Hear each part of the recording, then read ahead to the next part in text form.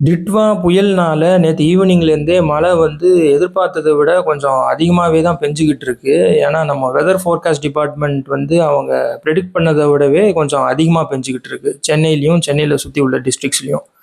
இன்னைக்கு நம்ம காலையில ஒரு 6 மணிலேருந்தே பார்த்தோம்னா, மழை வந்து கன்டினியூஸா பெஞ்சுகிட்டு இருக்கு. அதே மாரி ஹெவியாவும் பெஞ்சுகிட்டு இருக்கு.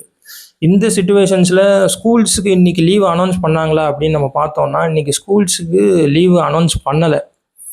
காலேஜ் போறவங்களுக்கும், ஆஃபீஸ் போறவங்களுக்குமே இன்னைக்கு வந்து வெதர் கண்டிஷன்ஸ் ரொம்ப டஃப்பா இருக்கு. அவங்களுக்கே ரொம்ப கஷ்டமான சிச்சுவேஷன்ஸ் தான். ஸோ இன்னைக்கு அட்லீஸ்ட் ஸ்கூல் ஸ்டூடண்ட்ஸ்க்காவது இன்னைக்கு லீவ் அனௌன்ஸ் பண்ணியிருக்கணும்.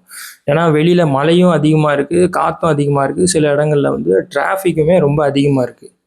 புதுச்சேரியில பார்த்தோம்னா, இன்னைக்கு வந்து கவர்மெண்ட் ஸ்கூல்ஸுக்கும் சரி, பிரைவேட் ஸ்கூல்ஸுக்கும் சரி, இன்னைக்கு லீவ் அனௌன்ஸ் பண்ணியிருக்காங்க.